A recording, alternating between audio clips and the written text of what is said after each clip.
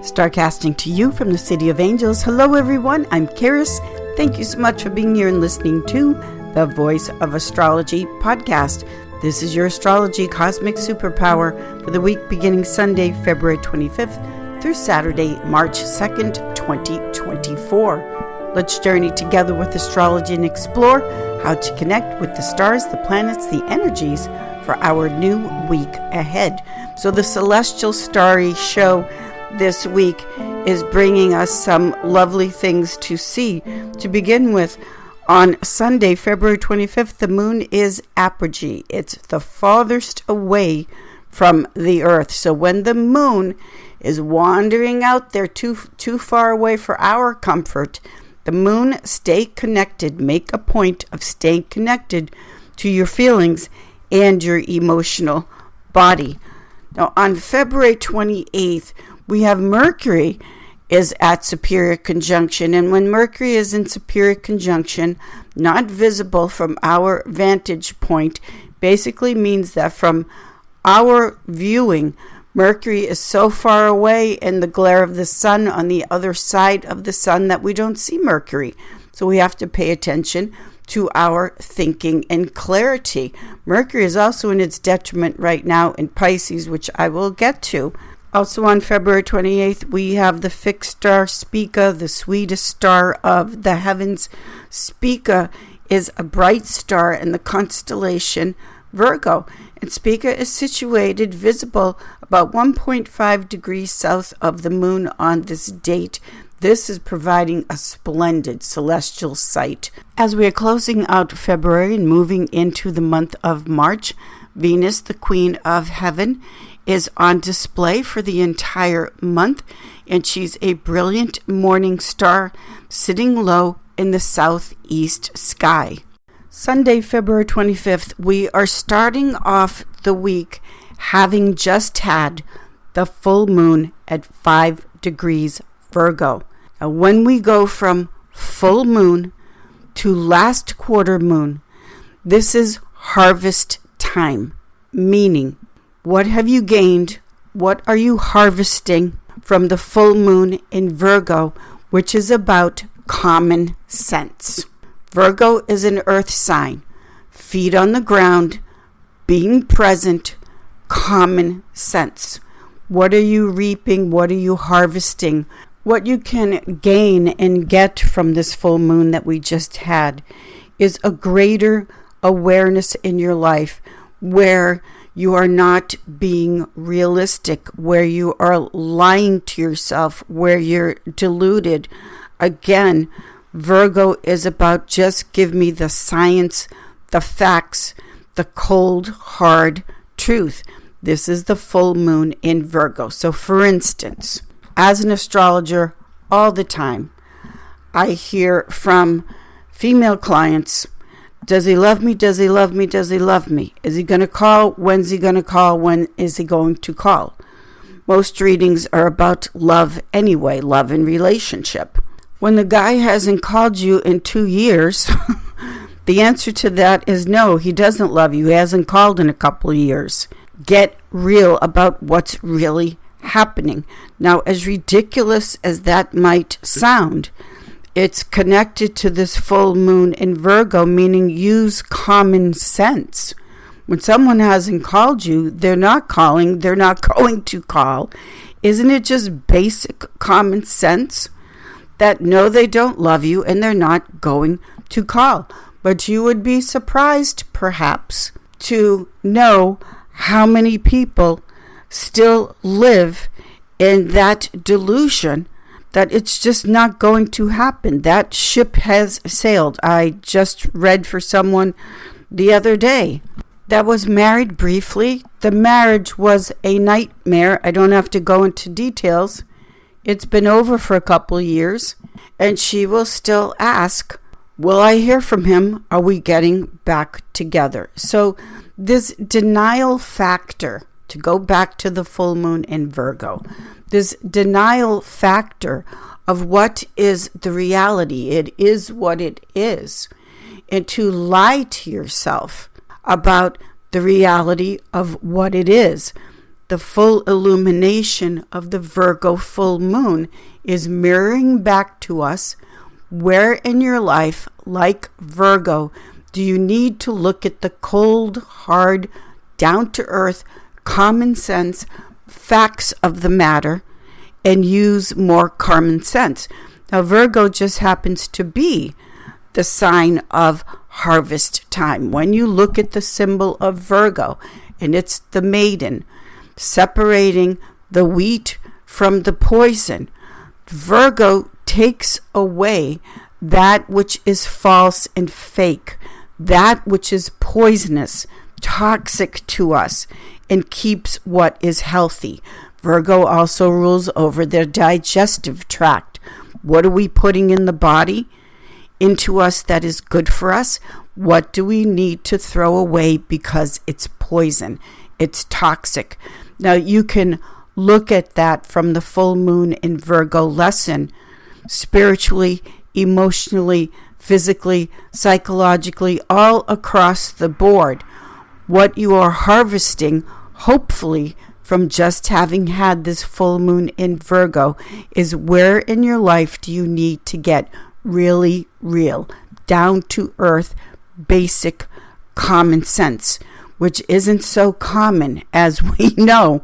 And this is the full moon to the last quarter moon cycle of the month, meaning it's the harvest time, the teaching, learning cycle of the moon's monthly cycle. Also on this Sunday, February 25th, we still have the moon in Virgo, and the moon in Virgo is making an opposition, a separation aspect to Neptune in Pisces.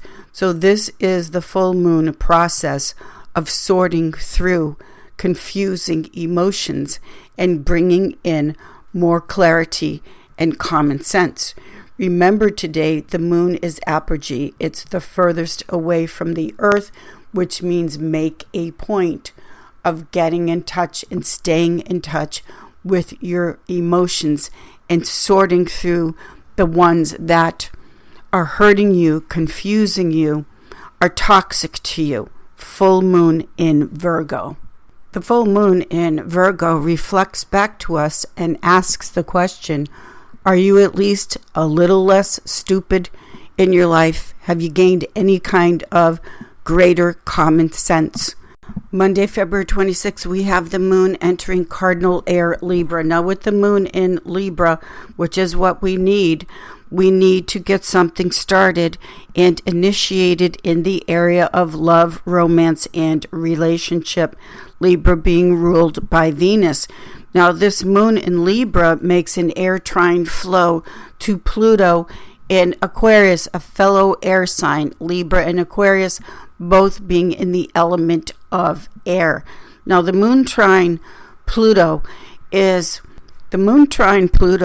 ride or die. Pluto is the god of the underworld. Pluto is life, death, transformation. Pluto doesn't play.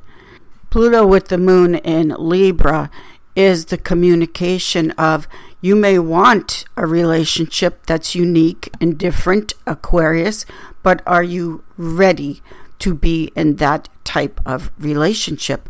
A relationship with Pluto is going to be intense. It's going to be sexual. It's going to be real on so many levels, including loyalty. Common sense says, are you ready to be in this type of relationship? A relationship, moon trine Pluto, that is all or nothing, all chips on the table, ride or die. The moon in Libra makes that trine flow to Pluto in Aquarius. The moon in Libra then makes an inconjunct aspect to the sun in Pisces. Now, the moon in conjunct the sun in Pisces is the question of, are you really emotionally ready for that kind of relationship? And or do you want that kind of a relationship? There's no judgment here. Everybody has different needs and different things that they are looking for in relationship. Moon in Libra. But the moon in Libra at least wants to get something initiated in a new chapter in your relationship that you may already be in, or looking to find a new relationship. So with the moon in aspect to the sun, Pisces, mutable water emotions that are shifting and changing all of the time. This is a common sense question to ask, which is, one, what kind of relationship do you want to be in? You may not want the intensity and depth and sexuality of a Pluto. So know what it is that you want, and the moon in Libra is figuring this out, trying to make the adjustments and adaptations in aspect to the sun in Pisces. You might not want it the way Pluto in Aquarius is going to be, all or nothing, ride or die. So the moon in Libra is figuring this out, trying to make the adjustments and changes to see what kind of relationship is a great relationship for you. But when it involves Pluto, that is intense, to say the least. Tuesday, February 27th, we still have the moon in cardinal air Libra, and the moon in Libra now makes an air trine flow to the two cosmic lovers of the zodiac, Venus and Mars. Moon trine Mars in Aquarius, the moon in Libra making an air trine flow to Venus in Aquarius. So the desire for this love and passion and romance is emphasized here. Moon trine Venus and Mars in the element of air brings in the relationship that you seek. Air is the mind, its concepts, it's believing that you can have that kind of relationship. It's taking the action, the movement, which is air, to go after that kind of relationship. So after the moon makes that trine flow to Venus and Mars, the two cosmic lovers of the zodiac, then we have the moon making an opposition to Chiron in Aries. Now, after having made the decision that you're going to have a great relationship, the belief that it can come into your life, and of course it can and will, the moon opposition, Chiron in Aries, brings up the issue of self-esteem. Chiron in Aries is the sense of self-worth. Aries, I am. What you see is what you get. Aries is the newborn baby. They haven't learned to hate themselves yet. They haven't been taught, socialized, and conditioned to be ashamed of themselves yet. So the moon going back to what we need, what we're hungry for, making this opposition to Chiron in Aries, which is the sense of this is me, Aries, I am, in its purest, unadulterated state, brings in the energy of, do you have the self-esteem to have the kind of relationship that you seek and want? At the end of the day, when all is said and done, your sense of believing in yourself, your sense of self-esteem, self-worth is crucial. It's necessary to having a great relationship, because if you're going into a relationship, which I hear all of the time, bringing your wounds and unmet needs from the past to the relationship with the expectation that person is going to fix me, then obviously that does not make for a great relationship. Chiron, the wounded healer, is symbolic of where our greatest woundedness has taken place, but also where our greatest healing can take place. When the Chiron is in Aries, this brings up all kinds of things having to do with looks, image, body issues, how ashamed of yourself you may or may not be. Moon made a trine to Pluto. It's raw and it's real. Now the moon making an opposition to Chiron in Aries is, do you have the self-esteem, the self-worth to be raw naked, and real. Because if there is still work to do, and there is always still work to do, it's a lifelong process. It's not like one day we just say, oh, the work is over. It's a process. But making the assessment of how ready are you to bring the best version of yourself, for yourself first, of course, but to a relationship.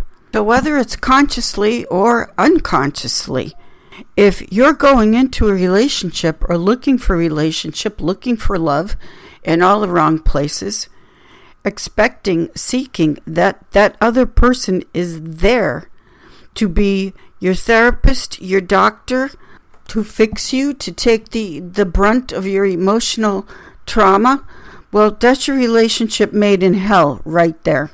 And the full moon harvest time cycle that we're in right now is not going to put up with that for very long. It just doesn't make good common sense to do that to yourself and another person. You're not ready to be in a great relationship. Wednesday, February 28th, we've got the Sun in Pisces making a conjunction to Mercury in its detriment in Pisces. We've got Mercury in Pisces making a conjunction to Saturn in Pisces. And then we've got the Sun in Pisces making a conjunction to Saturn in Pisces. Now, all of this is a block. It's a no. When you get a no in life, you're being directed or redirected, we could say, to something that is meant for you, better for you. The Sun is the ego, and when it's in a water sign like the Sun in Pisces right now, there is a lot of feeling and emotion involved in what the ego wants. Mercury in Pisces it's in its detriment. It's the furthest away from making a very wise decision and choice.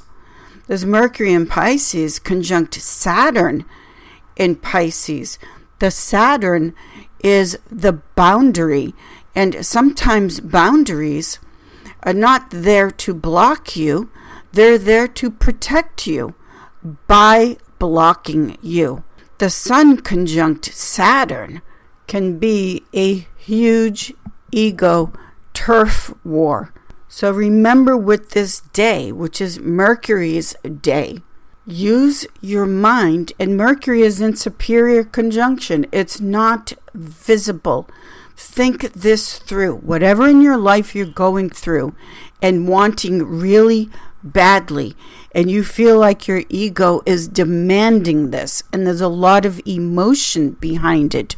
Remember, the planet Mercury is out of view right now. It's in superior conjunction. Mercury is in its detriment.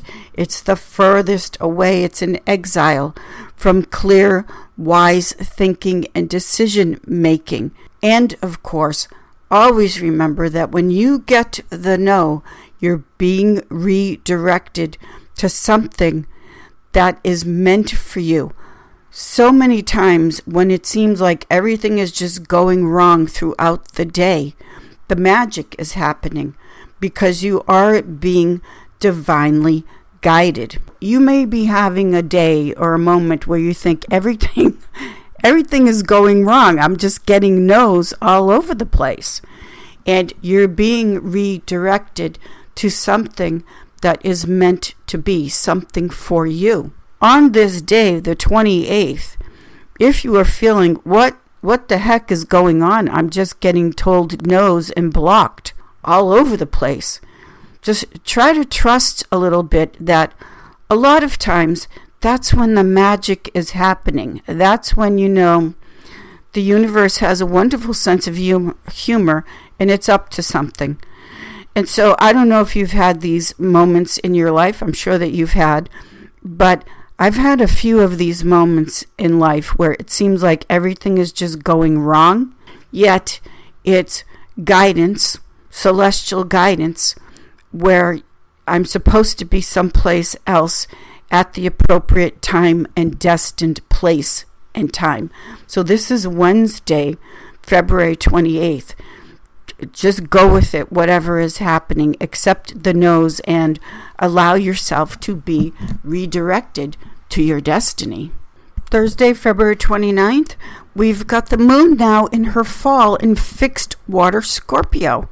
And with the moon in her fall of Scorpio making a water trine flow to Mercury in its detriment in Pisces. Moon also makes a water trine flow to Saturn in Pisces, the Sun in Pisces, in opposition to Jupiter in Taurus, and a square to Mars in Aquarius.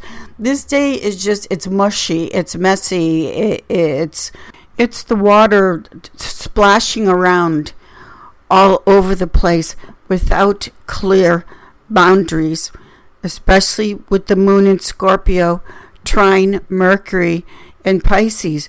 Remember, a trine is easy. It allows something to happen without a lot of effort. Now, with these cosmic energies, be very mindful of not revealing too much, if anything, about how you feel. With all of this water, that has to do with boundaries and certain structures needing to be in place, because water wants to be directed, just like the banks on the side of a river that direct where and how the water should go and how the water should be contained. So with these aspects here, blurting out how you feel about something, big over-the-top demonstrations of emotion is actually not the way to go with these cosmic energies. Water, as I always say, is healing, it's purification, it's certainly creative, it's wonderful for the imagination, where you can allow your creativity and emotions to go anywhere they want to go. But to take that and put that on another person on this day is not the best way to direct these cosmic energies. Getting all caught up in this emotion and making an impulsive emotional decision, hey, let's run off to Las Vegas and go through the marriage drive-through, is not the way to go on this Thursday, February 29th, which is also the leap year day where classically, traditionally, women were allowed to ask men to get married on this day. So, oh God, be careful. It's an emotional day, to say the least. Friday, Venus's day, it's March 1st. Happy March Madness. Now, on this day, we still have the moon in her fall in Scorpio, but on Friday, we have the moon in Scorpio making an opposition. That's a separation breakup aspect to Uranus in Taurus. So you wouldn't want an impulsive emotional decision that you made on Thursday to end up on Friday like a 24-hour marriage with this moon in Scorpio making an opposition to Uranus, sudden and abrupt endings in divorce on Friday. Oops, what did we do?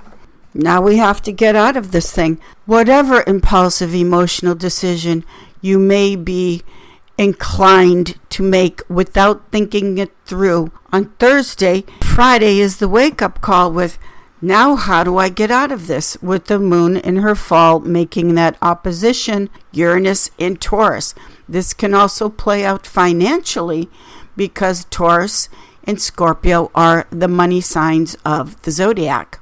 Saturday, March 2nd, we are closing out the week and moving into the month of March with the moon entering the sign of Sagittarius, which is ruled by Jupiter. Now, the moon in Sagittarius makes a sextile aspect of opportunity with a favorable outcome to Pluto in Aquarius. This blending of air and fire, and the air feeds the flames of desire and fire. This is a very feel-good, feeling lucky, optimistic aspect to close out the week. It's the energy of, yes, go for it with faith that you are going to win, can win, and it's taking a chance in some area of your life that you've been wanting to take a chance on. Nice way to end up this week and begin the month of March. Moon in Sagittarius is that desire to dream big, to reach for the stars. And as Oscar Wilde once said, yes, we're all in the gutter, but some of us are looking up at the stars. Thank you, everyone. Have a fabulous week, and I will see you all in the stars.